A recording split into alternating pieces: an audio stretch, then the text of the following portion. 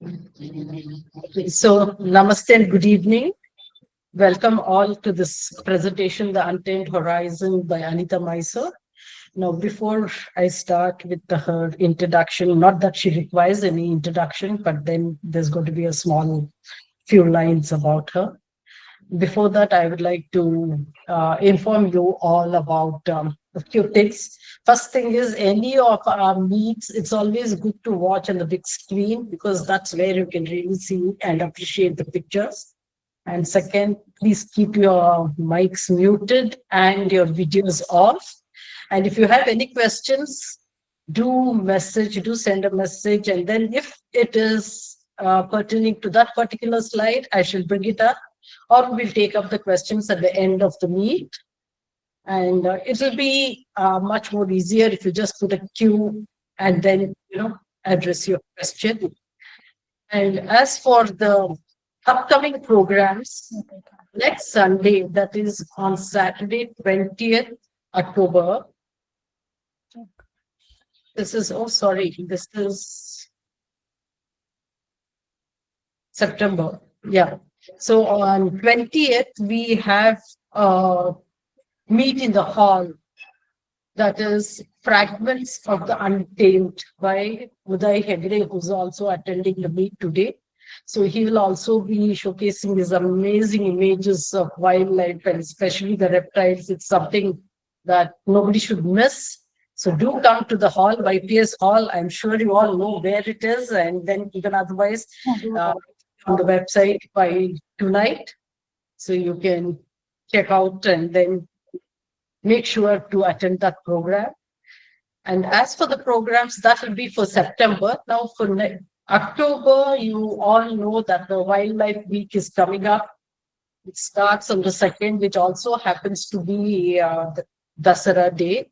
So instead of us having program on the 2nd, we are going to have programs from the 3rd of October. And there's going to be from the 3rd to the 9th, we are having continuous programs every day. So there's going to be Google Meets and then one outing for macro. So on the 3rd of October, we will have Jitender Govindani, who will be, just a minute, yeah. So he'll be presenting a Google on wildlife, and this will be on Friday, the 3rd October.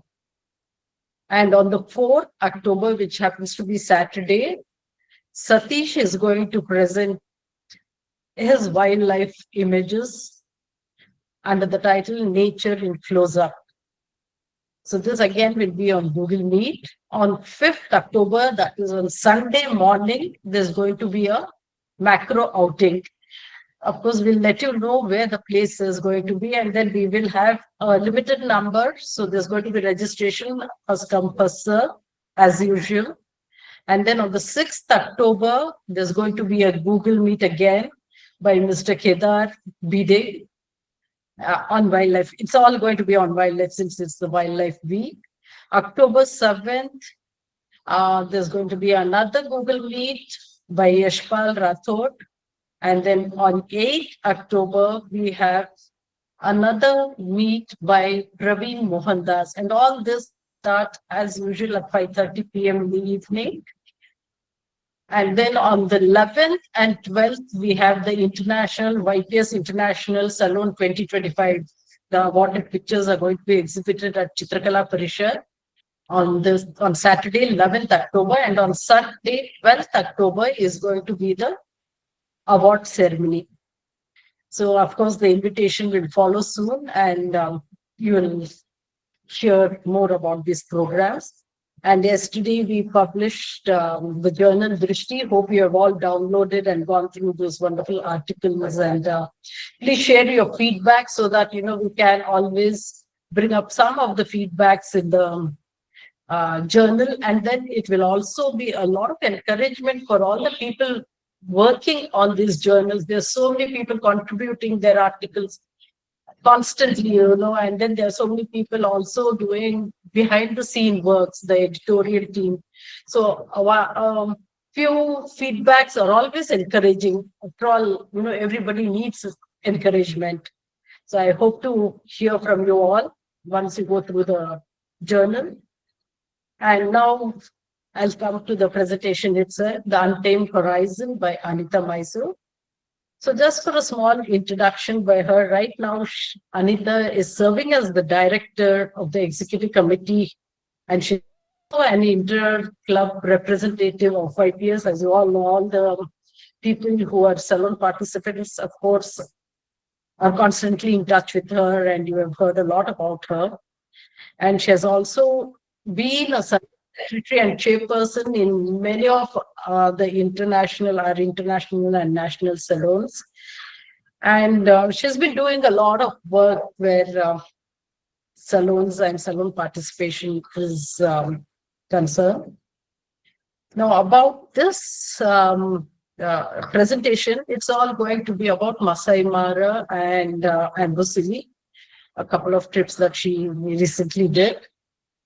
So, Anitha, from capturing family moments to exploring every facet of fine art and salon photography, her journey behind the lens has been one of passion and persistence.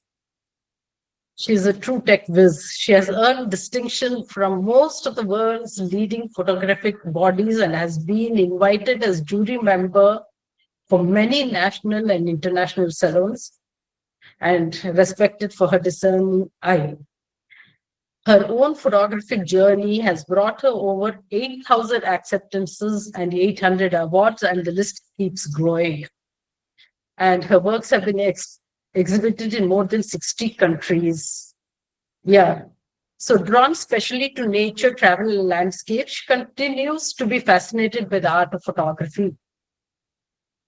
And then a proud moment came for her when a trio of her photographs from Shravanabelagola have been chosen to adorn the domestic transfer corridor of Terminal 2 at Kempegowda International Airport. So next time when you are passing by, don't forget to take a picture of yourself there and then share it with her. And like I told you, she is also in the executive committee doing a lot of work. And now she'll take us on a journey through Masai Mara and Amboseli. I hand over the stage to you, Anitha. It's all yours.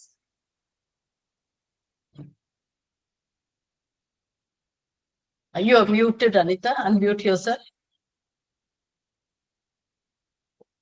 You're muted. No, you're still on mute. Ma'am, Anitha ma'am, touch the screen and the mute icon on the screen. Yeah, now you're good. Yeah. Okay, you see my screen and you hear me? Yeah. Yes, it's perfect. Yes, yes. Thank you, Prema, for a very comprehensive introduction.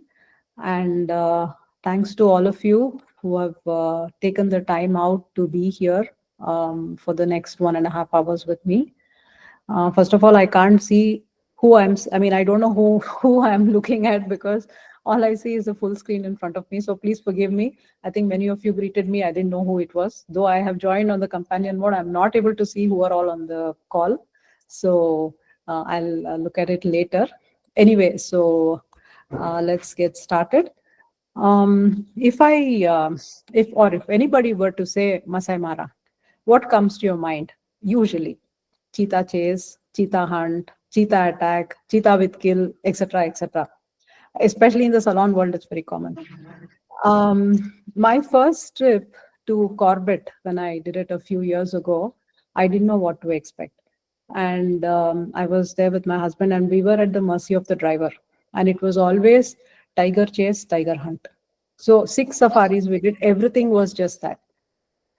And I knew that when I did go to Masai Mara, I wanted it to be different. I didn't want to be chasing only cheetahs or whatever. And if I had made this presentation about 2 years ago, maybe only a handful of you would have been to Masai Mara. But of late, maybe in the last 2-3 years after COVID and things like that, Masai Mara has become more accessible. A lot of people are going, and many of you in this audience have been there. So, for the sake of those who have not gone there, what I would like to say is that it is very, it's easy to get there, of course. But mostly what people do is that they fly out to Nairobi, and from there they head to Masai Mara. It takes about, say, 5 to 6 hours by road from Nairobi to Masai Mara. And if you have to go to Amboseli, it takes you about 4 to 5 hours in the opposite direction. So you see on the screen, Masai Mara is that side and Amboseli is this side. So we went there. I went along with my husband and two of my friends, Sheena and Prasanna, twice in the recent past, once in November of last year and another time June of this year. So we stayed at a camp called Mara Trails, which is being run by two Indians, Nisha Purushottam and Harmis Haridas. And we had arranged it in such a way that we were two in a jeep, and we had excellent drivers. So we had Johnny Malaika on one of the trips and Fred Naurori on the other one, and the co-driver was Philip Naurori. All three of them are very good drivers, excellent drivers. And by the end of, or by the second safari, John knew exactly what I was looking for, and he made sure that he positioned us in the right place every safari that we took. And the culmination of what followed is what you're going to be seeing today as the Untamed Horizon. And the way I'm going to take you through this is that we will spend one day in Masai Mara and Amboseli both put together. So we will start from daybreak and we will go on until the end of the day. So get ready now. You're with me in the Jeep. So we are out and about in Masai Mara or Amboseli, as the case may be. And as you know, as photographers, we all know, you all know that you have to be up very early for any kind of photography, usually good. So in Masai Mara, typically our day starts very early as say 5:30 or 5:45, depending upon the season. This is because you are mostly staying within the reserve forest. And in Amboseli, it can be even earlier. Say it could be around 3:45 or 4, because I think people don't usually stay within the national park in Amboseli and they're outside. And by the time you get to the right place, you need some time. So in the morning, early morning, you drive out of your camp. And as soon as you leave the camp and you're out of the camp, you look at the sky, you look at the open savanna, and you know what to expect. You know, you have some kind of intuition as to what kind of morning that's going to be. And then you see these forms, elegant forms of the giraffes, which rise out of the horizon. And then you keep watching these formations. And for a moment, if you just try to get the wider perspective, then you see that there is a lot more happening. You see that it is a clear day with just a few clouds here and there. It looks like almost a brush stroke of clouds which has just caught some pink or orange color, and then you have all these giraffes on the horizon, and then you have some impalas coming in between. It looks very surreal. And then you just keep looking at this scene, taking pictures, and then for a moment the color begins to fade, and then you start to see everything in black and white. And all these forms that you see, they become sharp, and it somehow feels as if the entire thing is timeless, it is infinite. So you are engrossed in this scene. Cut to another day, another morning, let's say. So you go stalking lioness or lions. I told you we are not going to do that. But yes, you want to see something on the horizon. So you just go out and then you find this lioness and you stalk her for a long distance before she actually fades into some of the shadows. And then you see some giraffes again. So it's not a very great morning, so to say, in terms of the sky, because it's quite there is no drama. It's all quite bland, in a dark blue or dark gray kind of thing. But still, you see these forms of the giraffes, which are in a kind of dance of their own. At times their heads merge, at times their bodies merge, at times they stand apart. So it's just like a poetry in that dance, and it's somehow you feel like beauty needs no stage. So you're just looking at it and you're lost in this world. And when you actually, a little later, when you look at the scene, you see that there is another giraffe which has joined it, and then you see that it is slowly beginning to, the light is beginning to break. Then another morning, which is very clear. It's a clear day with very low clouds here and there. You see that the giraffes are actually playing with the, it seems almost as if the giraffes are playing with the hot air balloons, which they think maybe are their companions. And then a giraffe tries to, you feel as if it's trying to head the hot air balloon, and in a playful mood, you can say. And it in fact, maybe you can look at this as if the giraffe is trying to hold the sun down, not allowing it to come up. So wanting this moment to last forever. And when this giraffe comes closer to you, when you get to see it in real light, then you start to observe its contours and its features, and it looks so beautiful. And you see the oxpecker which is perched on the crown, and it all feels so good, being out there in the savannah. And then you zoom in further and you look at the skin of the giraffe with all its patterns and the shades, and it's just magical. And again, for a moment, you just start to um, look back, or rather, strip this mental picture of the color, and then you see this canvas of shadows and light, and it looks like an abstract painting in itself.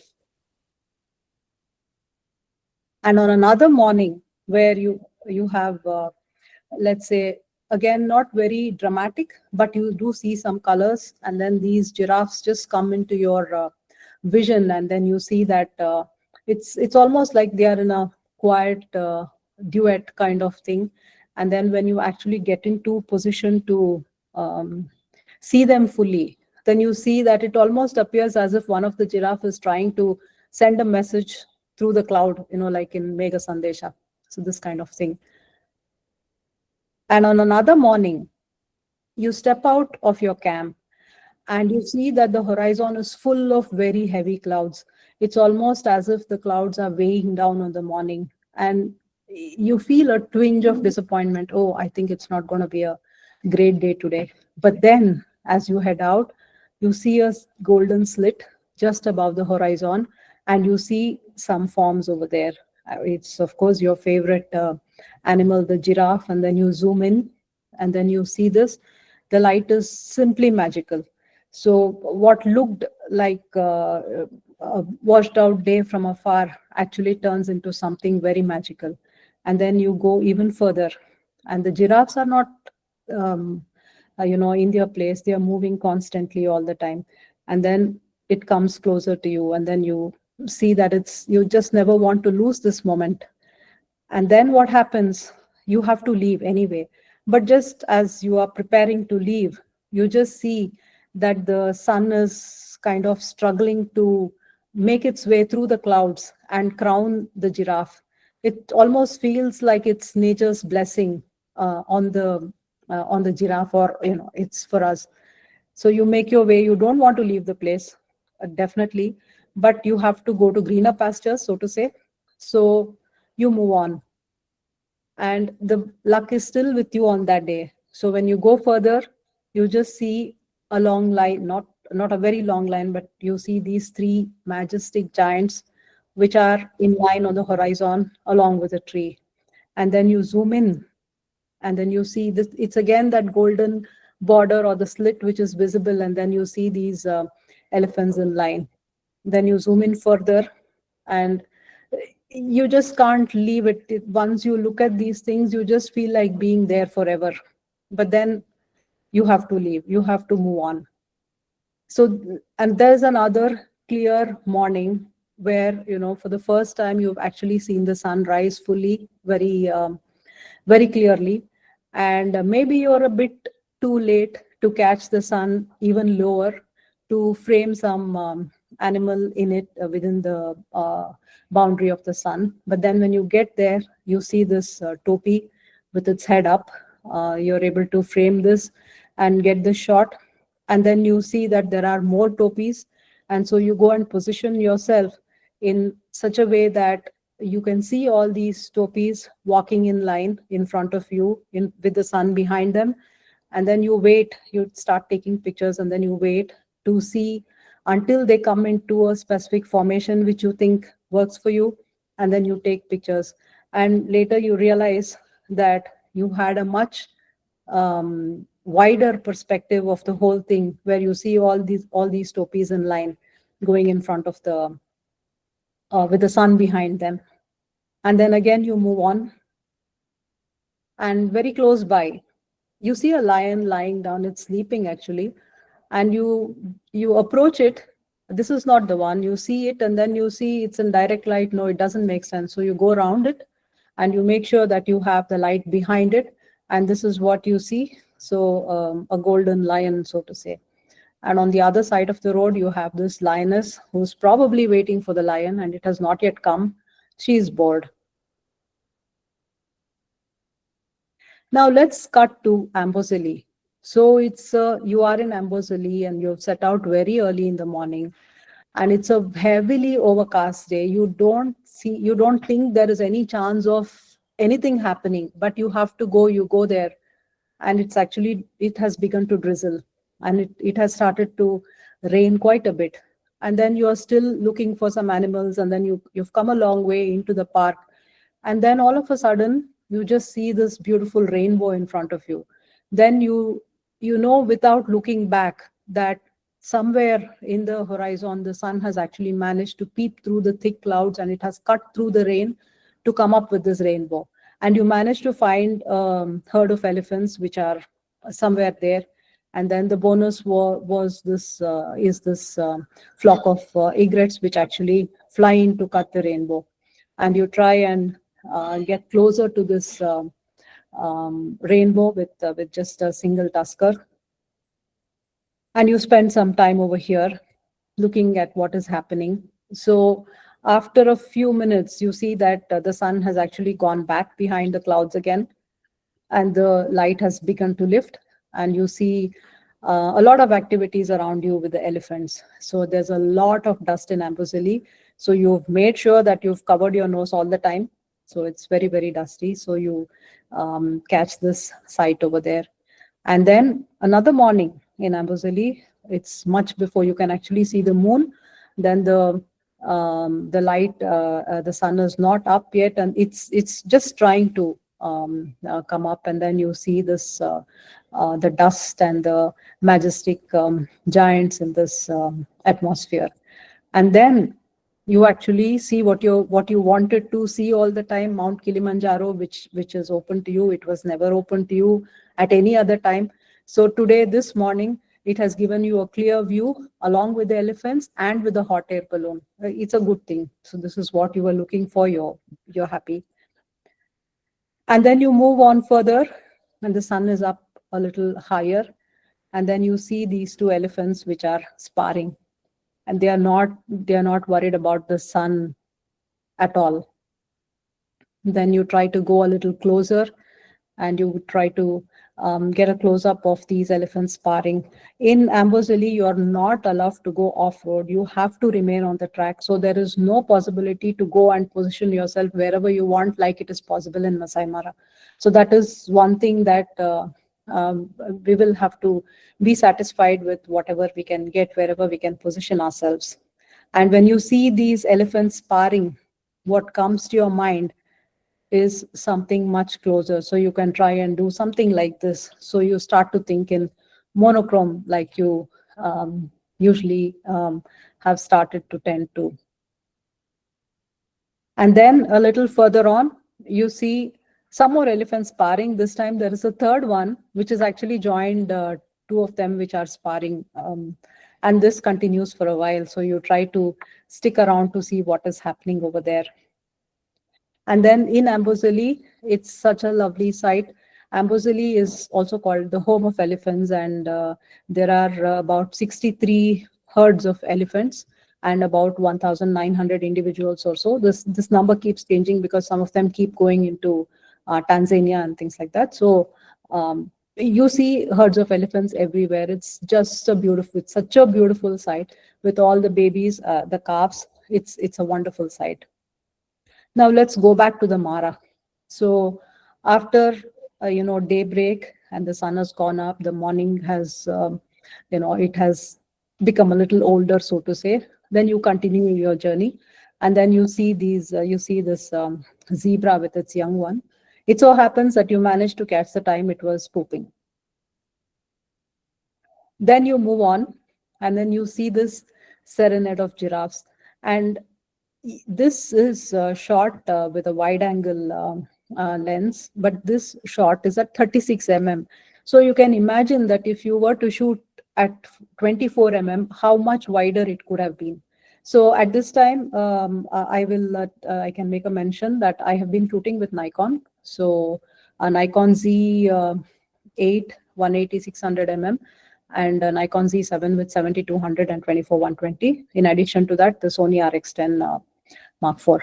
Anyway, so this you shoot at 36 mm, and then when you zoom in, you see that these giraffes have actually they're having some kind of a meeting under this tree, under these clouds. So it's a very lovely sight. And again, in any of these places, you just don't want to leave the place. You just want time to stand still and you want to be there. And then you find one of the big five, the cheetahs, and these are Nashipai cubs. And actually, you had gone to that place in search of cheetahs because you had not seen cheetah until that day in all those days in the Mara. So you had gone in search of the Nashipai um, uh, coalition, so to say. And then you see these cubs. You follow them for quite a distance, and then you spend almost a long time with them, and you try to catch them in different positions. So these cubs are not too old. I think they are less than a year old at that time, and still they look as big as a mother. And then in fact the mother is actually trying to teach them how to hunt. So they tried once and they couldn't do anything, so they are still looking to see if they can do something more, but they get tired very easily. So after spending a lot of time with them, we also got tired. Then they went and they just slept under a tree. And then once you leave the cheetahs and you start to come back towards your camp, then you see on the way a lot of sites like this. So you have these zebras. So you title them Parallel Lives. And then you come by Hippo Pond. And then you wait for the moment, because once you go to the Hippo Pond, the only generally the things that people try to do is wait around to see if the hippo opens its mouth wide. And the better thing would have been if it had faced you and opened its mouth wide, but then for that you need to have a lot of patience, and you need to spend a lot of time over there. So with the amount of patience and the based on the itinerary, we had to move on to other things. So this was something which I managed to get. And then as you move away again, some distance away, you see this lion, a huge lion with a huge mane. So a lion is not so huge, but its mane is probably huger than the lion, so to say. So it is feeding on a buffalo carcass, and then you zoom into it.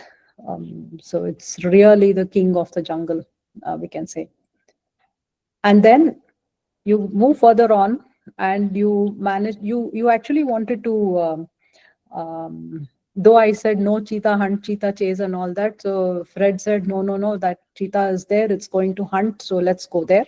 So we went there, and you're there. So you're expecting that the cheetah will chase an impala and then it'll kill it. But then if you it's actually, I have realized that it is not easy to get a hunt or a chase shot and all that, because it happens so suddenly, and unless you are in the right place at the right time, it is very difficult. So we expected that the hunt will happen somewhere else, and this hunt happened another place. So what we got was, by the time we reached the place, it was actually it had felled the impala, and it was holding it down. And after that, it dragged it. So you see it dragging this impala away to a bush for feeding on it later. And this is again on the way, you see you can make all kinds of compositions. So the animals, they come so close to you. So you are it's just like it's a very humbling experience. And then this is the magical moment. So you're seeing the falling, and you come to this location. You see there are so many animals, and mostly zebras and topis. And Fred tells you that these are the welcome party for the migration. So this happened in June. So the migration would have started in the next few days, and you are there. It was just it cannot be described. I cannot do justice to this scene with a photograph. So it was more about making videos. Even if I shot a panorama, it was not what it was, what it looked like. So it's just that there are so many of them, and they are constantly feeding and moving. So this was the scene, and this is just maybe just to witness this, you have to go. So it was such a beautiful thing that we saw. And that morning, you have roamed the savannah for 3 hours without seeing a single animal on the horizon. And this was just like almost nature is giving back to you in bounty. So this was the situation here. Now let's head back to the camp for a quick lunch, because if you're in the Mara, you can always go back to the camp for lunch, take a rest for a few minutes, and then start out again. And when you leave the camp, very close to the camp, you see this happening. So this is the Topi Pride, and they have hunted a zebra. You missed the hunt when you were having lunch, unfortunately. So they have done this, and there are a couple of, there is one sub-adult male, and there are 2 females and 2 cubs.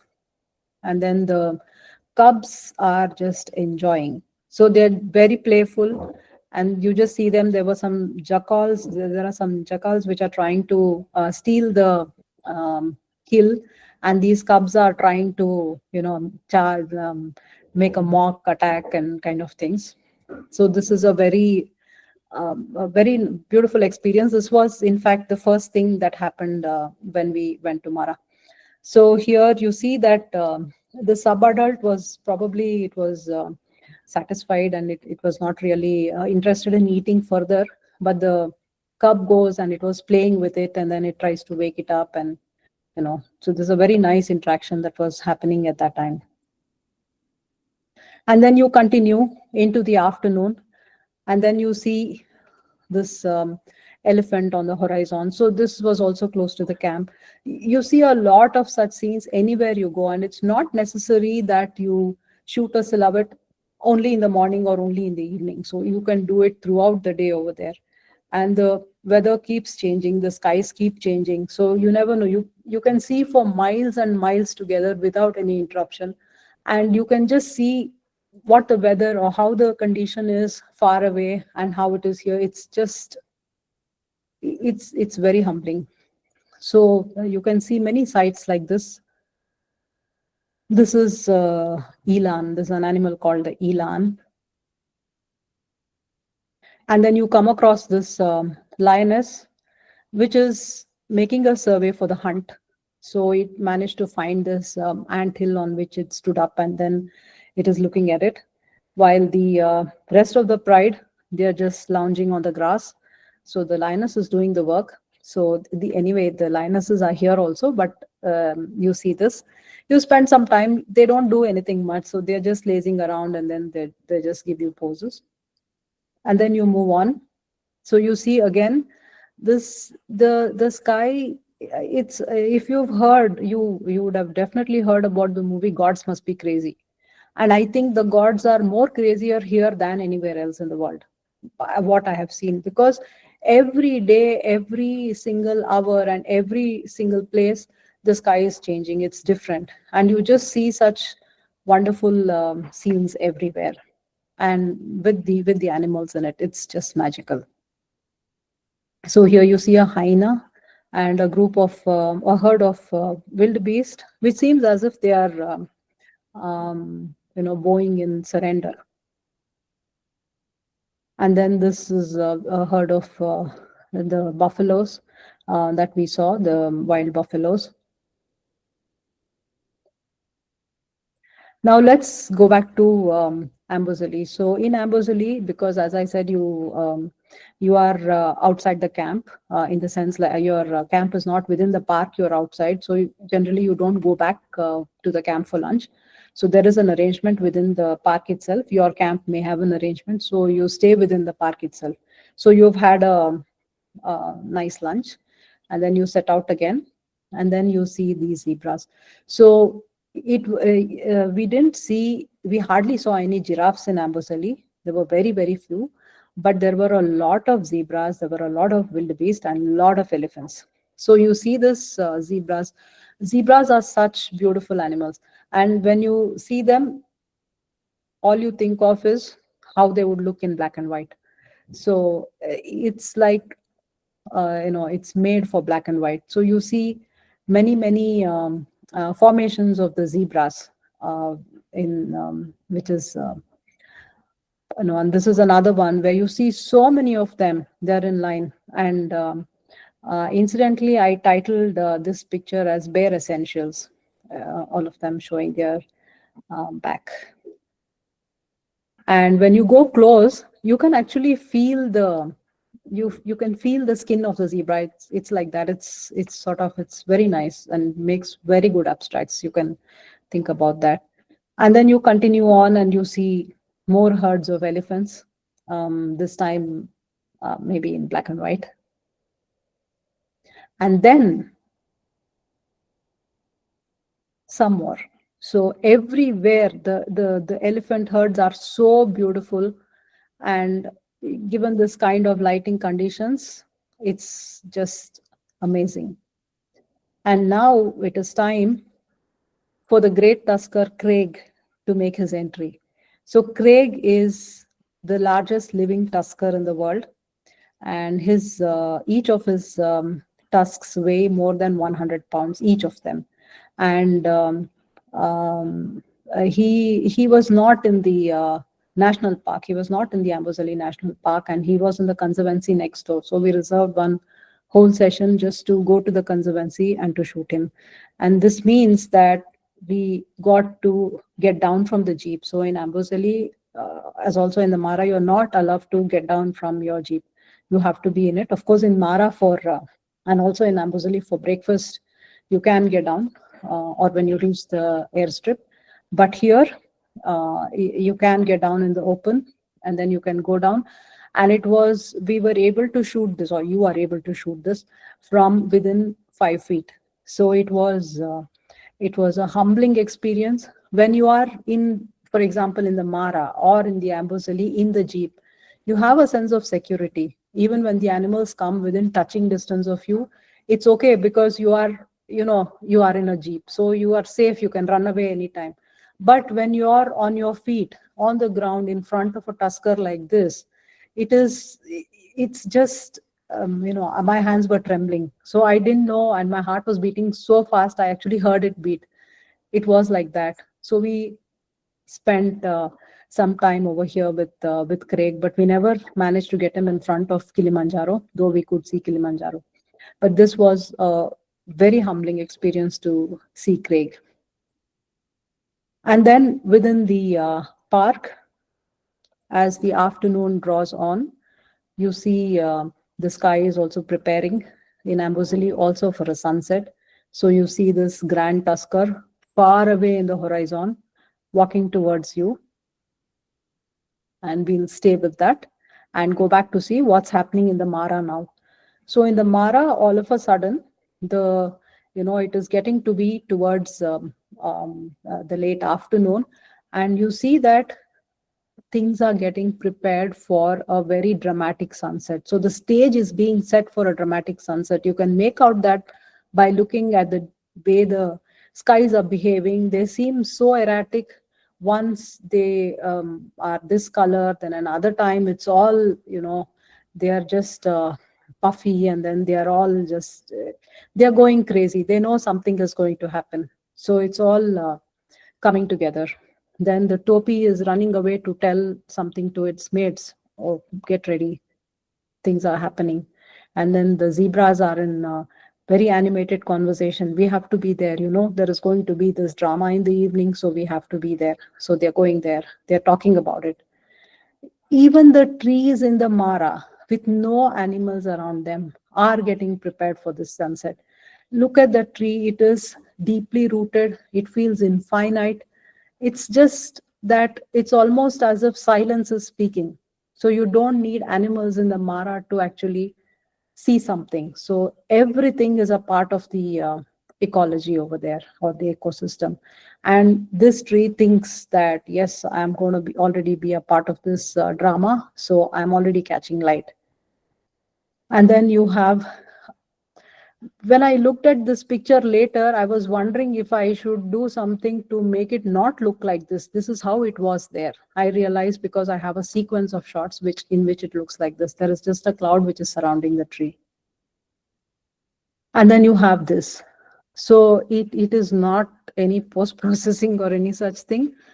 There was just like this lip which opened in the sky, and the tree is connecting with it.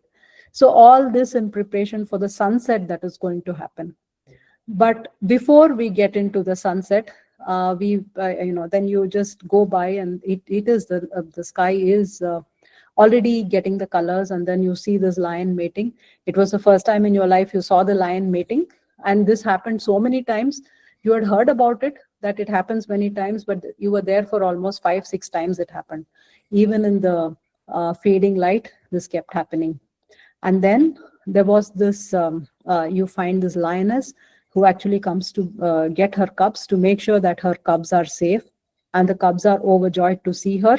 Then you see the interaction between the cubs and the lioness. And then you spot the leopard.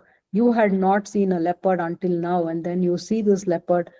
John points out from very far off. He says, let's go there. We don't know what is there. What are you showing, John? We don't know what is there. Then we go there. He says, see the leopard, that is Faulu. So where? We look, no, there is no. Then it's right there in front of you, and he has seen it from miles away. And there is Faulu. Faulu is a female leopard, and she's sitting over there giving us this beautiful pose. And then after that, she disappears into the bushes. By the time we were the only jeep, or you are the only jeep, and by the time the other jeeps come, she is nowhere to be seen. And then later we find that she is on the tree catching this light. She is not interested in being a part of this sunset. So she just comes down the tree, and she just walks away into another set of bushes after crossing through a stream. So she definitely doesn't want to be a part of the sunset. But then not everyone is like her. So the impalas are, they see this faint rainbow. They know something is going to happen. They are also excited. Then the zebras are excited. They come running. Yes, there is something happening. And then the secretary bird, it is excited, but it has a high vantage point, so it can watch all the proceedings from wherever it is sitting, so it doesn't need to go anywhere. Then you have the giraffe. My part is done, so I'm ready for this. I'm not going to see you again. I have already done my bit for the sunset and it is moving away. There are enough characters who are working towards the sunset. So the zebra is all excited. It is one of the main characters in the sunset that is going to happen. So it's very excited along with the rest of its friends. It is enjoying the scenes, and the sun is starting to set now, and the zebras are happy, and so are the wildebeest. So this is a magical sunset that we, or that you are witnessing now. It almost seems like there are two stories in the sky. So you have the lower story where the, which is the stage where things are happening, and above that you have maybe Devaloka or whatever. So it's such a beautiful sight. You zoom in to see what is happening with the um, actors on the stage. You zoom in further, and these things are just enjoying, or they're playing their part in the drama. And all the wildebeest are there, and they're still talking. And this is finally there is one remaining. The rest of them are all gone. And then this is where every horizon tells a story. This is Masai Mara and Amboseli. And thank you for letting me share my horizon with you this evening. Thank you.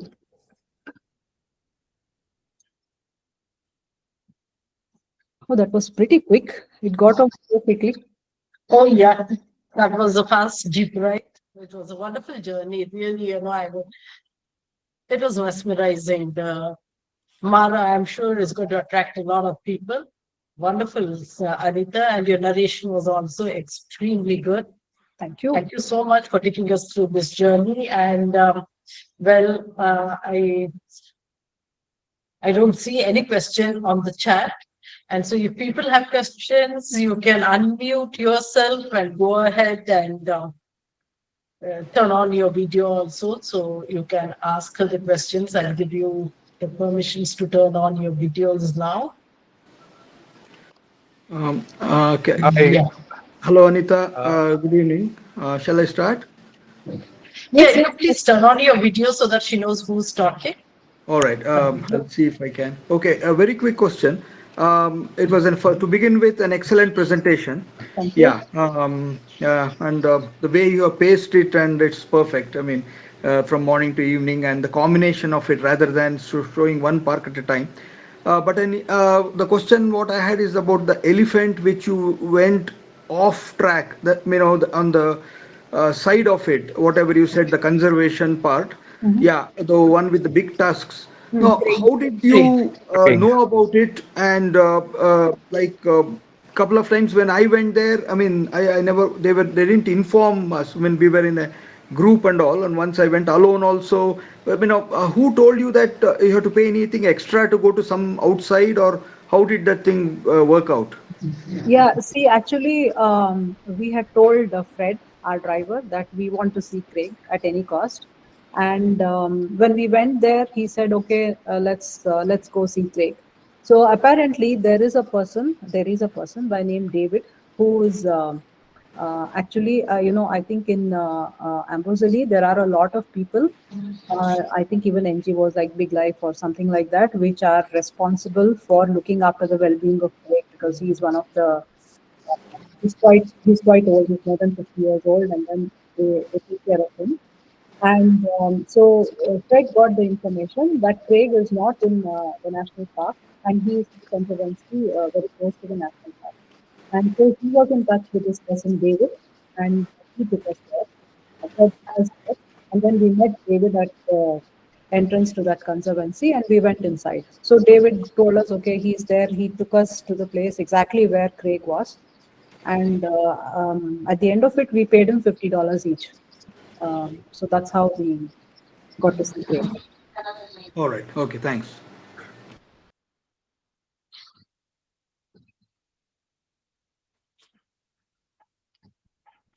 Yeah. Anybody else?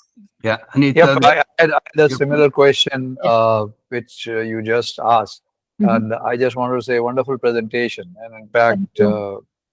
a lot of new things, and I've been there a couple of times, but your pictures spoke a fantastic story.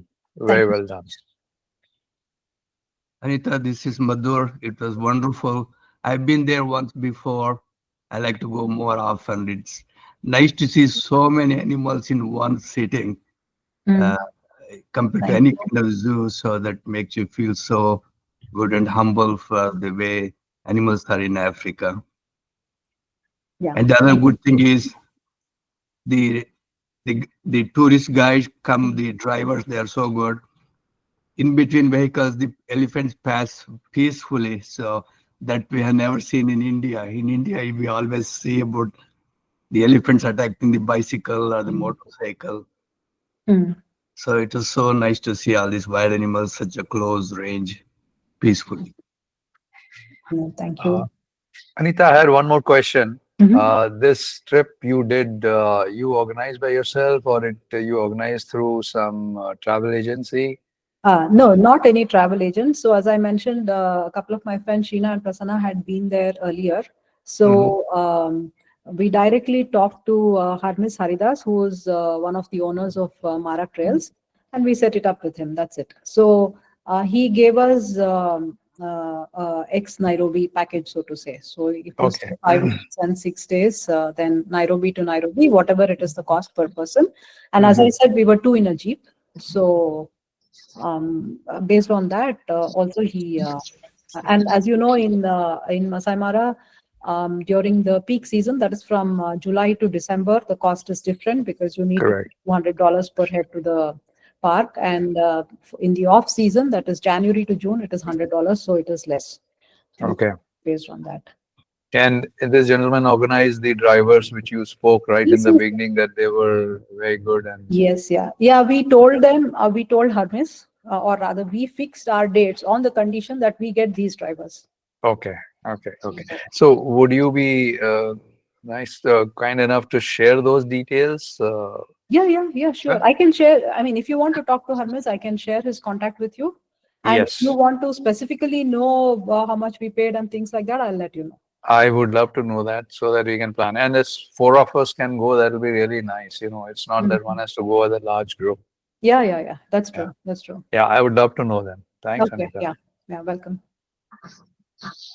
Yeah, I see Kashi Subramaniam has raised his hand. Kashi, you can go ahead and ask the question.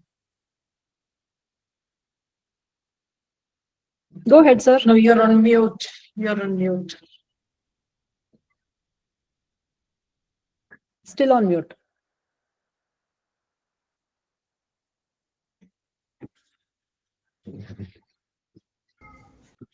Now, Yeah. okay. Yes. Madam, I will speak in Kannada. Yeah, please. It's okay. ಇದಾ ಸ್ಥಿತಿದ ಅಂತ ಹೇಳ್ತಾರೆ ಕನ್ನಡದಲ್ಲಿ, correct. ಎಲ್ಲಿ ನಮ್ಮ ಭೂಮಿ ಮತ್ತು ಆಕಾಶ ಸೇರುತ್ತೋ ಅದಕ್ಕೆ ಕ್ಷಿತಿಜ ಅಂತಾರೆ. ಅದನ್ನ ನೀವು ಎಷ್ಟು ಹತ್ತಿರದಿಂದ ತೋರಿಸಿದ್ದೀರಾ ಅಂದ್ರೆ ಅಲ್ಲಿ ಏನ್ ನಡೆಯುತ್ತೆ ಅನ್ನೋದು ಯಾರು ಇಮ್ಯಾಜಿನ್ ಮಾಡಕ್ ಆಗಲ್ಲ. ಆದ್ರೆ ತಾವು ಫೋಟೋಗ್ರಫಿನಲ್ಲಿ ಲೆನ್ಸ್ ಮುಖಾಂತರ ಅಲ್ಲಿ ನಡೆಯತಕ್ಕಂತ ವಿಷಯಗಳನ್ನ ಬಹಳ ಚೆನ್ನಾಗಿ ಕ್ಯಾಪ್ಚರ್ ಮಾಡಿದ್ದೀರಾ. ನಿಜವಾಗ್ಲೂ ಬಹಳ ನಮ್ಗೆ ಅಂತ ಸ್ಫೂರ್ತಿ ಸಿಕ್ತು. Thank you, sir. ನಾವೇ ಅಲ್ಲಿಗೆ ಹೋಗಿರೋ ರೀತಿ ಮತ್ತು ಕ್ಷಿತಿಜವನ್ನ ನೋಡುವ ರೀತಿ ನೀವು ಪಿಕ್ಚರೈಸ್ ಮಾಡಿದ್ದೀರಾ. ನಮ್ಮ ಕಡೆಯಿಂದ ನಿಮ್ಗೆ ತುಂಬಾ ಧನ್ಯವಾದಗಳು. ನಿಮ್ಗೂ ಕೂಡ sir thank you so much. ಧನ್ಯವಾದಗಳು. ಇಷ್ಟೋ ತನಕ ಕೂತ್ಕೊಂಡು ಕೇಳಿದ್ದಕ್ಕೆ ತುಂಬಾ ಧನ್ಯವಾದಗಳು. Thank you madam.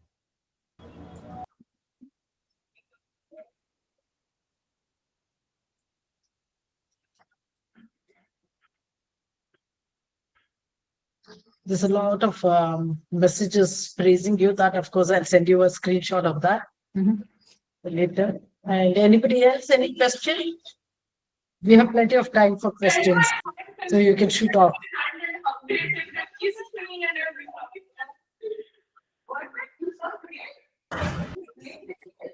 Yeah, I'm Satish here. Dr. Prashant. Hello, Satish. Satish. It is not Swati, it is P.N. Arya. Okay, let him Oh, finish. okay, Satish also was. Anita, are you able to hear? Yes, sir. Anita, what equipment you would recommend to be taken there? See, one thing is you definitely need a long lens, a telephoto. Plus, you definitely must go with a wide angle because you cannot capture all the horizon and things like that. I mean, you will miss the drama if you just go with a telephoto. So you need a wide angle. So as I mentioned in between the presentation, I shoot with a Nikon Z8 on which I have the 180-600 mounted. And on the Z7, I had the 24-120, and on another trip, I had the 70-200. And also I have the Sony RX10, which in very good light gives very good pictures. And in addition to this, the iPhone 15 Pro Max. And my husband did all his photography with his phone, and the animals come so close that sometimes 24 may not be enough. It will be wider than 24 Yeah. Yeah. Okay. Thank you. Welcome. Yeah, that's what even I found, because every trip that I've gone, I've carried everything from 17 to 500 and you use every focal length for this. Yeah, and it is better you And have. it's always better to carry more bodies because changing lens is not recommended. Yeah. Yeah, you don't know because things Very happen dusty. so suddenly. You cannot decide. If you have only one body, you cannot say, okay, now I'm going to change it to something else. That's Yeah. not possible. So as many bodies as you have with different focal lengths, it's better. Yeah. Okay.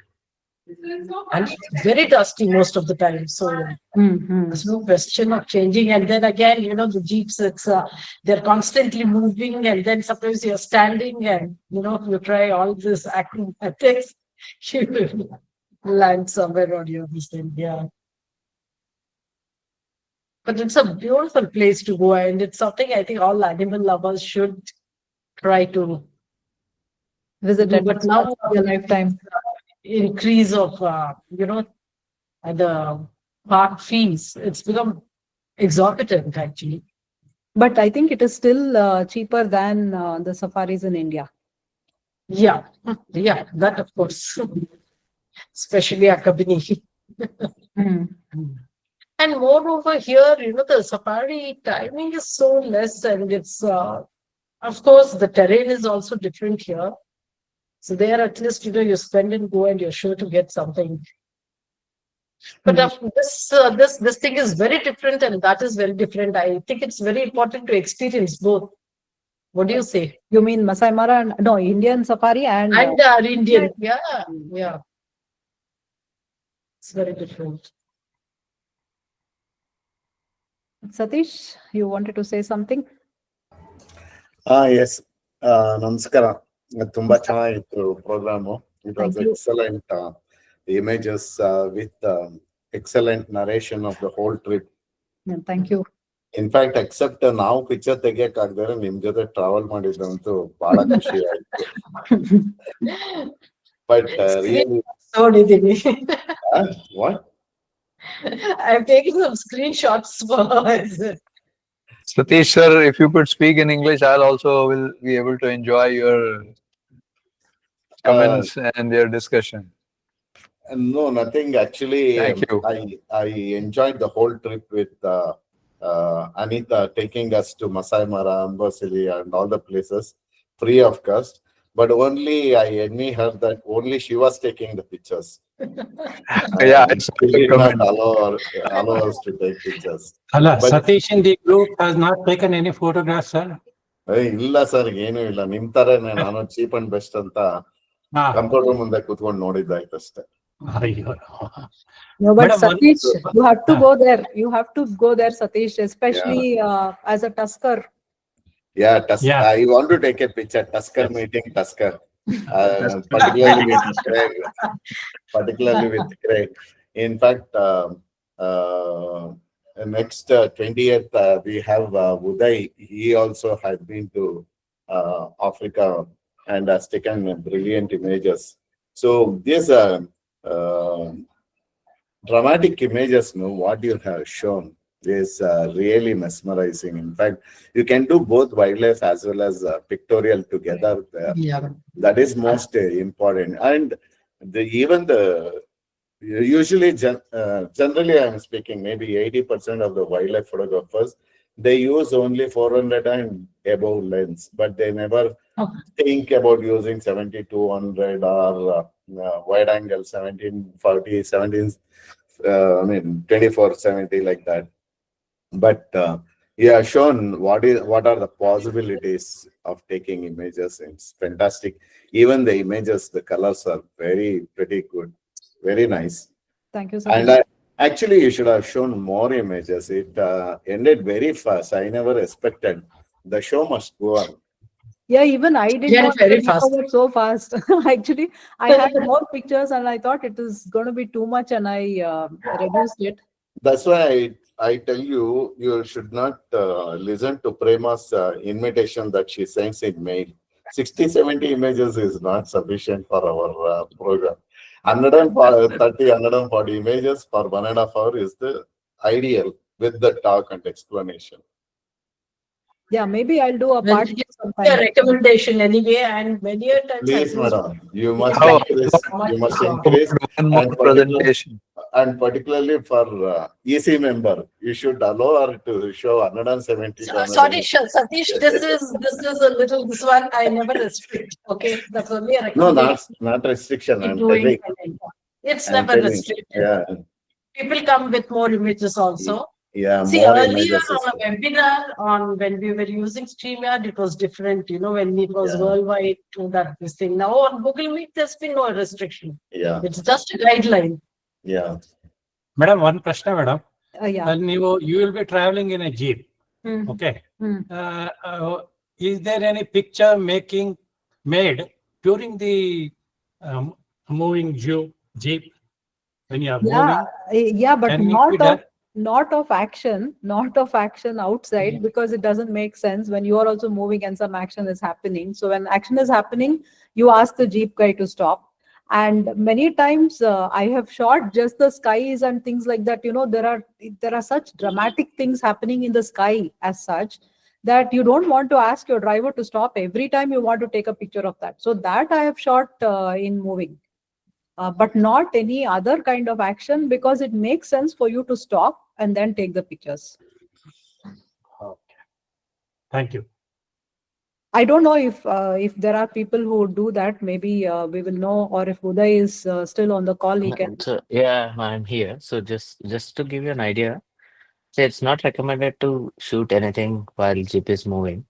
And what we do is we ask the driver to switch off the Jeep because of the Jeep vibration. You tend to get the blurry images because you are already using an very high focal length zoom lens, and even a very slight vibration. Because if you are somewhere your focal length into to shutter speed, then anything less than that, you will have the slight blurry image. So we always ask driver to switch off the Jeep so that like you don't have the slight vibration as well. Hmm. The only thing is like even when you're shooting, for example, you want to shoot an panoramic kind of image or the moving one, right? Where you uh, what I forgot the word. So where you pan the image, right? Like the moving one. So you only in that case, like you don't do it while in the vehicle is moving, but like you had move your hand to get that shot. So that's it. And next, it's going to be Uday's presentation, as has been announced, which will be in the hall. And Uday, I hope you made a note of 70 or so pictures or 1.5 hours. So it depends on you, the way you want to go. No, that's okay. It's Yeah. I think like in my presentation, people will have a lot of questions. So what I have seen, like Yeah, it depends sometimes. yeah, Yes. yeah. So, Yeah.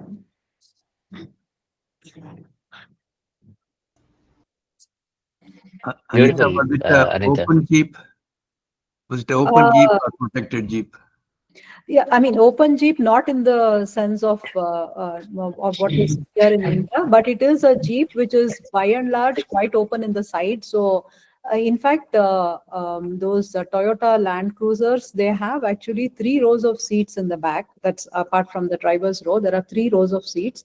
And even before we reached Masai Mara, we had sent word to the driver that we want the first 2 rows of seats removed, And so that, they just put a mattress on the floor of the Jeep, and then you are free to just sit around. So what our driver had done was, he had retained the last row of seats, and on one side he had retained, on the other two rows he had left one seat. So there was still a lot of space for me to sit and shoot. So they provide blankets also. They have a mattress. They would have put the mattress already. So if you feel very stable when you're sitting down on the floor in the Jeep. And those Land Cruisers are like very, very stable vehicles. Nothing like our Maruti Gypsies over here, because where you feel you're flying, there you get down into so many, you have to cross the river. There are so many crossings, so you have to come down and go up, and you'll be like this, but still you don't feel anything. You feel so safe when you're sitting on the floor. But when you're sitting on the seat, it can be a little troublesome.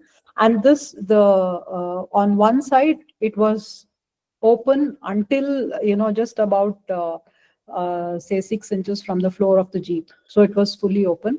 This was the first time. The second time it had two holes even lower also, so that you can put your camera through that hole. But in June the problem was the grass was quite high, so going low didn't make sense because I would get only grass.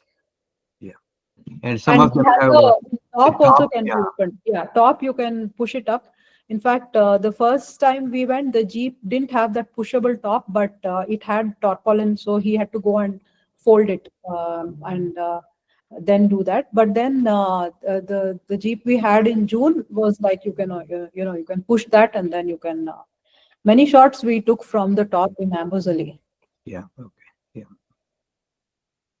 Yeah, it is. They provide and I've seen some people shooting through the glass. That's a bad idea.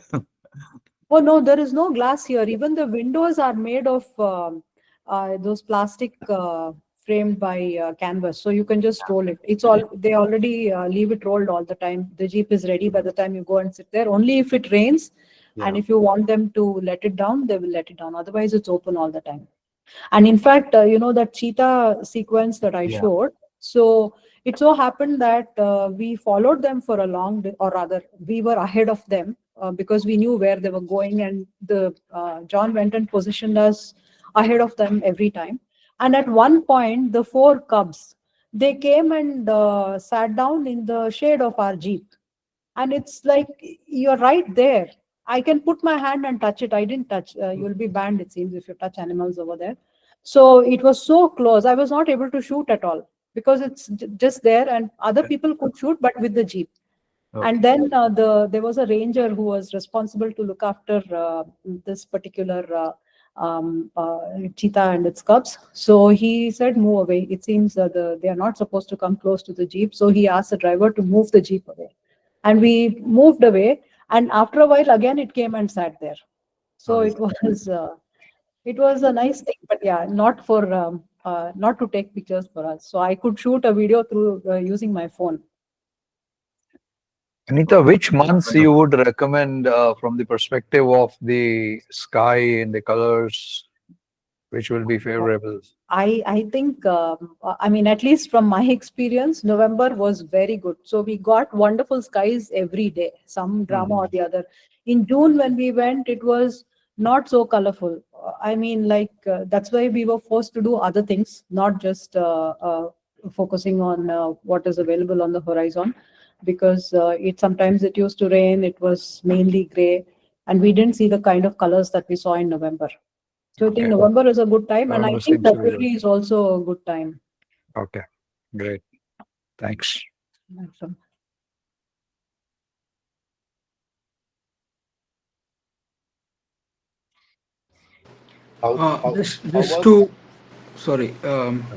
Just to add to that, Anitha, 2 trips. I am sure you need a third one, because you need to see the biggest one, mass migration, the migration in either August or September. So all the best to you next year. Thank you, Venkat. Actually, one of the things that I found very convenient about November was that there weren't too many Jeeps. So in fact, even in June, everywhere we went, June was not yet migration. It was close to migration, but even then, any kill or any such thing is fully surrounded by jeeps, and you can't even just, I mean, unless you go there first, you can't even see what is happening. There were so many jeeps, and I have been seeing on Instagram also later during the migration season. There are so many jeeps. But of course, if you want to see the migration, you have to go there at that time. But in November, this was one of the reasons why we planned it in November, because there'll be fewer people and there'll be more cubs, is what we were told. Yep. There was a photo, lot of jeeps, madam. There was a photo on the Yes. on the Yeah, internet. yeah. We saw that. Lot of only jeeps. The animal was visible, very small in between them. No, in fact, the jeeps were blocking the migration. So the wildebeest which came through the river, they didn't have a place to go to the other side, so they had to return back. So people were actually interfering with the migration, and at one time, I think a lot of people had got out of the jeep also, which is not allowed. Okay. Was there any rain during your visit? Yes. Would have been a chance of any good picture during rain? No, that rain, you saw that Amboseli that I showed you with the rainbow. That day it was raining, but I couldn't really shoot any animal as such in the rain. So that situation didn't come. But then even in November, it rained. One evening, it rained very heavily. But then the light was already fading, and so I had to rush back. There in Mara, the roads get very slushy if it rains, because the soil is such that very quickly it becomes koche koche and all that. So it's very difficult. Driving also becomes difficult, and if you're going to cross the river and all that, it can even be dangerous if you are. What you can do when it is dry, you can't do the same thing when it rains and it's slushy. So generally, people avoid Masai Mara in April and May when it is the season for rains. The drivers and the staff are all very cooperative, I hope. Yes. The drivers are Masai, and the staff also, except that in the camp where we stayed, the manager is an Indian. The rest of the staff are all Masai, and because it's being run by Indians, we got Indian food all the day, all the time. So it was very good. We didn't have any problem for food, and the Masai, the people are very nice. So, thank you. Welcome. I was just wondering to know how was your experience in front of that crane when you faced him face to face in 5 feet. And usually, generally, if the ladies, it is quite difficult. But I have heard and seen many gents, they lie down on the ground and take beautiful pictures from low angle. Was it possible for you or no? I didn't lie down and take the pictures, but then when see, it was not. I have seen people lying down, like Karthik and these people. It was more in open ground. Here in the conservancy, there were quite a few bushes and there was grass everywhere, and I felt myself tripping on the grass many times because the grass is quite tall, and then you just tend to get entangled. Your legs tend to get entangled in that. But then we tried to find small trenches. So when he comes near a bush and there is a trench close to that, so a small trench, so you're able to go down low. So you don't really need to lie down. And also with I don't know why Karthik was doing that. Maybe it's different. But then with your mirrorless camera, when the LCD rotates, or you can move it up. So you can keep it down. You don't really need to lie down. You can keep the camera down, face the LCD up, and then you can take whatever you want. And apart from that, yes, in fact, first when we saw him, he was okay. It was like, oh, is this the one, kind of thing. And after that, this David said, okay, come, you can get down now and you can start taking pictures. But I was actually scared. Oh, can I take pictures? He said, come here, it's okay, you can take from here. And then Craig started to come into a huge trench, in fact. So David said, no, we cannot go through that. We have to go from the other side of the jeep. And so we went by the jeep to the other side because we couldn't cross it through where we were. And we went to the other side. And then, so Craig started to go into the trench. And then I started taking pictures. And he started to come down low. So I had to run back. And then, like, he's coming right behind quite fast. And I'm in front of him and I was running. And that's when I said I could almost hear my heartbeat. And later, many days later, I was just checking something on my phone.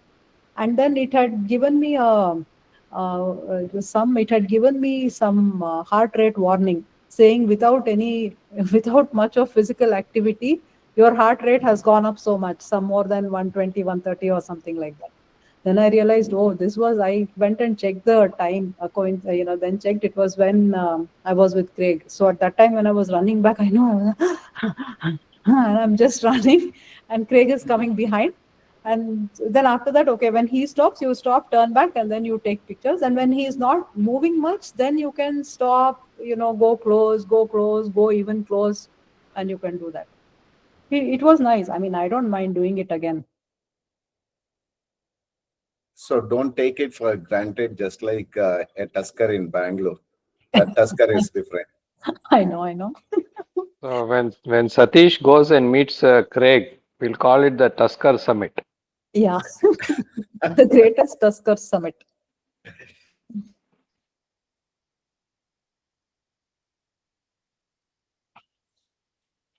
But Satish, actually, many of the pictures, I saw them only yesterday. In fact, most of the Amboseli pictures, I saw them yesterday and the day before. Oh. Until then, I had not seen those pictures. Oh. Because for this presentation, I had to quickly bring out some pictures. So I had to process them quickly. So there's still... Okay. I need to think about a lot of things. There's still a lot of things. Even from the first trip itself, there are so many. It's too much. Get prepared for the part 2. I hope it won't be a repeat. But anyway, let's see. I hope I can make another trip before part 2. The sequel to this. Yeah. I'll second to that. Since you have so many pictures still, we'd love to see that. But after seeing the Amboseli pictures, I was thinking, oh yeah, it'll be very nice to go back to Amboseli. Initially, I was not sure whether we should go. The first time we didn't even go to Amboseli. We just went to Masai Mara and came back. And somebody was saying, you went all the way to Masai Mara and didn't go to Amboseli? I said no. So this time, the second time, I thought, no, we have to go to Amboseli. And it was a very short time. So it was just 2 days. So 1 day and 2 half days. It was very less. Maybe it would be nice to go and stay there longer. Total, how many days? Go on a walk in Amboseli? They take you on this walk in the morning in the forest. So where you can take pictures from the ground level. Lovely, with the Kilimanjaro at the back. And I didn't know about that. We did that. This is outside the park. That is, so yeah, in the park, they won't allow you to... Not in the park, no. It's just outside, but the animals are there, they keep coming, especially the zebras and... yeah. Of course, we didn't get to see any elephants then. It was mainly zebras. Yeah. So in this conservancy where Craig was, there were other elephants, but we saw them drinking water from a man-made tank, along with some zebras and all that. So when you did this Amboseli and Masai Mara together, how many days trip you made it second time? See, in Mara, both the times we did 5 nights and 6 days. So what happens is the first time on that 6th day, as I said, the distance from Nairobi to Mara is about 5 to 6 hours by road. And if we went by Kenya Airways, and therefore the flight for us, the return flight was at 4:30 in the evening. So if we have to make it to the 4:30 flight, we have to miss the safari in the morning in Masai Mara, and then make it to the flight. But because we had to go to Amboseli, what we did was we did the morning safari, and then we drove to Nairobi, stayed overnight in Nairobi, and next morning we went to Amboseli. And so that morning also was gone. This afternoon also was gone. So that is 1 day extra in Nairobi and 2 nights in Amboseli. So 5 nights in Mara, 1 night in Nairobi, and 2 nights in Amboseli. So 8 nights and 9 days. Okay. And the first time when you went to Mara only? Just 5 days and 5 nights and 6 days. Okay. Okay. And when you said you took that air flight from Nairobi to Masai, how Drive. do you We take? went by road. You We went by went by road. road. By road is 5 to 6 hours, but you can take that chartered flight, those small flights that are there. They are very fast, rather faster than going by road, but they are also very expensive. So in Right. this season, I think it can be more than $300 per person one way. Oh, So okay. more Okay. than, Okay. I think they said some 350 or something like that. So Okay. And Okay. I believe they have restriction on the baggage also that you Yeah, yeah, that was 15 my kg. next question. You probably will be finding it difficult to carry the baggage. No, 15 kgs.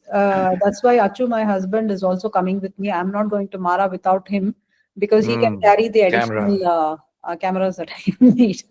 No, Otherwise, it's going to be difficult. Okay. no, I'm saying from Nairobi to Mara, if you're going to fly, they have Yeah, a 15 big kgs. restriction. 15 Yeah. kgs is a restriction, which is the same as a domestic flight here in India. So anyway, if you are flying from Mumbai, and if you have bought separate tickets from Bangalore to Mumbai and Mumbai to Nairobi, then you will anyway be restricted to 15 kgs. Only if you have booked a through ticket from Bangalore to Nairobi, which many people do No, no. I think going before. Anita. So, Air Arabia is the best flight Mm. to reach in time. Mhm. So from Bangalore you have direct flight to Nairobi on Arabia. Really? Yeah, yeah. So I took all the Since time when with do same that? flight. It was there at, I think 2009, 20 I went, that time I took. Again, last all time also I took the same flight. From So you'll go Bangalore to to, Nairobi? yeah, yeah, Bangalore to Nairobi. You will stop in Sharjah and then Oh, you will okay. change So flight you and have go. to change. So yeah, yeah, It it's goes the direct. same. Yeah, but it's a straight flight and you will reach by 1 in the afternoon to Nairobi. You don't have to stay in Nairobi. Directly you can drive to Amboseli. By Mhm. evening 6:30 you'll be in Amboseli. Next morning you can. So if you are staying inside the park, so because park closes I think at 6 o'clock. Where the old Taka is the lodge which is inside the park. So where I usually stay there. So that is you need to reach before 6:45 or 7. So then you can make the next morning. And from there, once you done with your morning safari, you can start to Mara and reach Mara by evening again. And you have choppers. I took chopper from Amboseli to Marawan. So you can hire a chopper and then you can fly. Mm. That's also possible. So Amboseli to Mara, you will need at least, I think, up to 2.5, 2 hours by chopper. Yeah. Yeah, that's what they said is quite, but maybe in hindsight, Yeah. instead of staying in Nairobi, flying would have been better. But okay, it was less expensive in Nairobi. Correct. Yeah. So if you're hiring chopper, then it would be faster. Hmm. Yeah, but what we found was going from Nairobi to Amboseli early in the morning was actually okay. It still took us 4 hours, but coming back, it was very crowded. In the sense, we left after by around 1 o'clock or so, and by the Hmm. time we reached the airport, it was 6:30. I think it took a long time. Ah, It was a lot of traffic on the way. ah. What we did is while we finished Amboseli in the beginning, and then we came back from Mara to airport. Hmm. So Air Arabia flights are, I think, after morning safari, you can start from Mara Mhm. and you can reach airport and then you can take the flight and reach Bangalore by midnight. So Okay. But what is the transit time in Sharjah? it was, I think I had 1 hour, 10 minutes or around 2 hours Okay. delay hour. But you need to be a bit quick. Okay, because you don't know like if flight gets delayed or something. But Mm. else it's around 2 hours. Mm, mm, mm.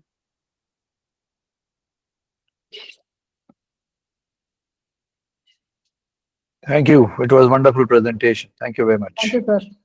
And I look forward to the details about the lodge owner and the drivers. Yeah, sure. Sure. Thank you. Thank you.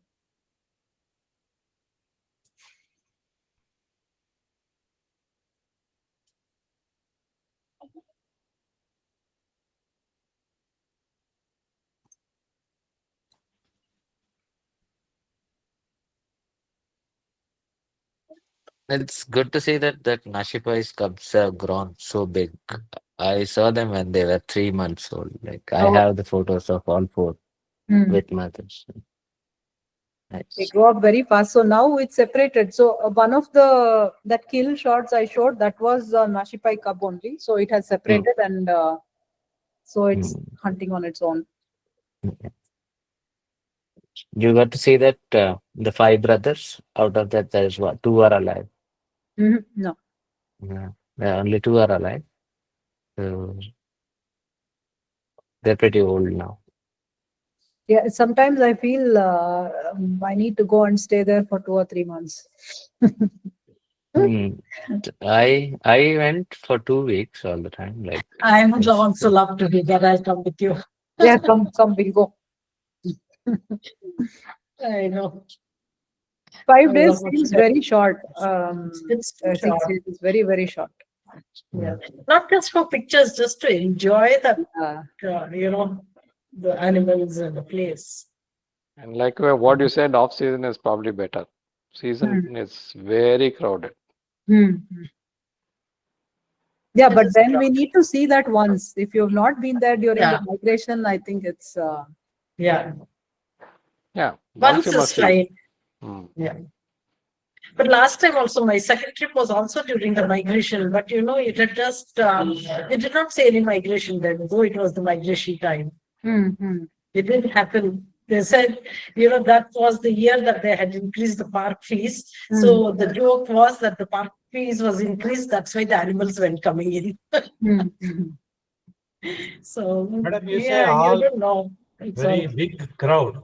Everybody is photographer or lensman or No. Not everyone is a photographer. But see, no, if you say that way, everyone is a photographer with a phone. yeah. So, I mean, they don't care. You have a long lens, you want to do anything. So you have a phone, everyone wants to get the best of the shots. And whoever is the strongest driver or, the most Yes. adept at driving, or he gets to place them in the right Yeah. place. So that's how it works. And there's nothing, I mean, I've read that people are not following rules also. So they don't allow, they just do whatever they want. So they're not following the rules of the park. Somehow I have the fear that even in Masai Mara soon, they will stop allowing off-roading. Because they allow off-roading, you can go anywhere and go as close to the animals as possible without troubling them. But if they stop that, it's going to be very difficult. But last time in Masai Mara, a couple of drivers were fined by the rangers because they had stopped for too long or they went off the road. So, they're not supposed to go very close to the animals. They were fined. The rangers were all over, especially if they're cubs. Was there any bad experience with the animals? No, not really. No. They attacked or anything? No, not at all. No, in fact, once we actually drove on a hillock. So there were a lot of elephants. There was a big herd of elephants on the hillock. And that hillock had so many rocks. So there were so many rocks. If at all some elephant had charged or something, it would have been very difficult for us to get out of that place. Because we were going there, but nothing happened. It's fine. And the drivers are very knowledgeable. They anticipate the behavior of the animals. So they know when they can go close and when they should stay away.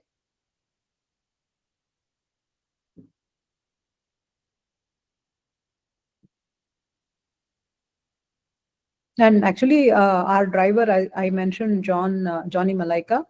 So later we came to know, very close to the end of our safari period, we came to know that he is one of the co-owners of Mara Camp, Mara Trails. So we didn't know that at all. So he was like, because I think somebody else was not available or something. So he he spoke excellent English also. He had very good knowledge, and he grew up there only. So he's also a Masai. And he was telling us that in those days they used to go around with knives and spears and all that and kill animals and for food. So long back, that's how they grew up.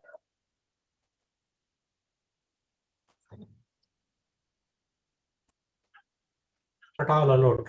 Hunting is not at all allowed now. No, no, not at all. This was long back when he was a kid, maybe 40, 50 years ago.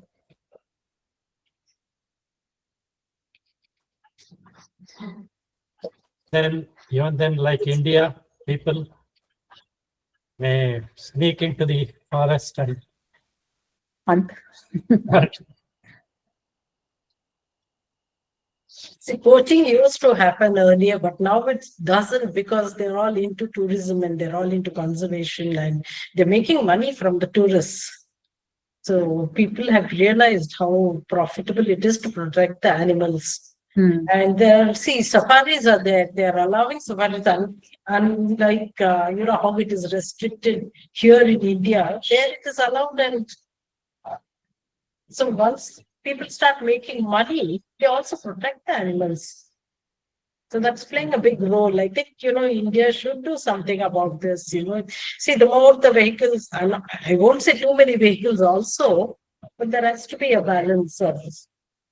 And here again, each lens is charged, especially in the south.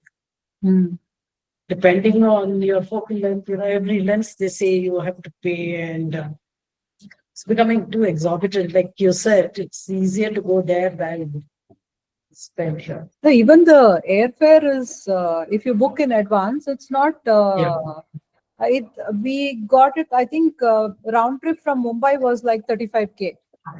So it's very reasonable. When you're traveling within India itself, you end up paying 20-25K. I think to Varanasi, I paid 30K for a round trip in February.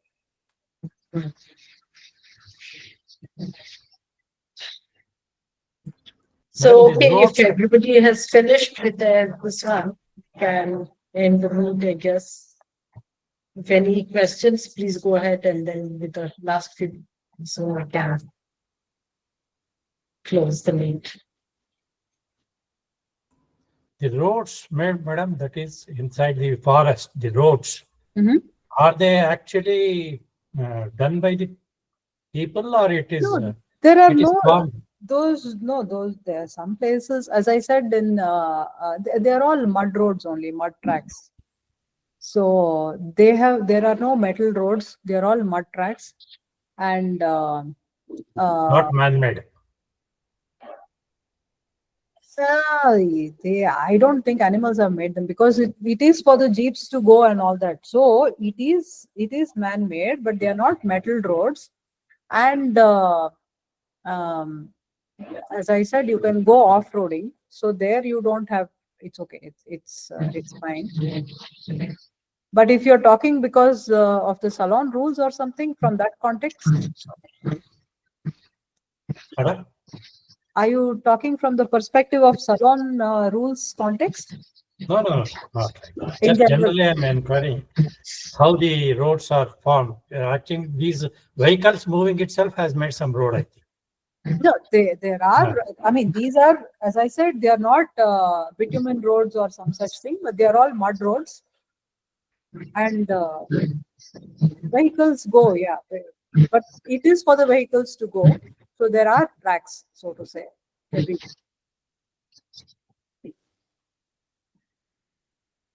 Thank you, madam. Lot of information. Okay, thank you, sir.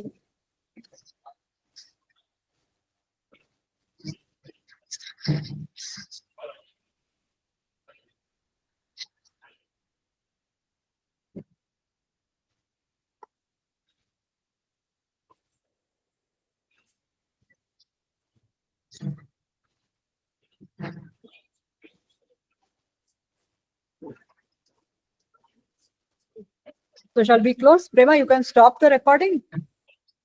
Oh yeah, I will. So again, thank you, Anitha. Wonderful. Thank you.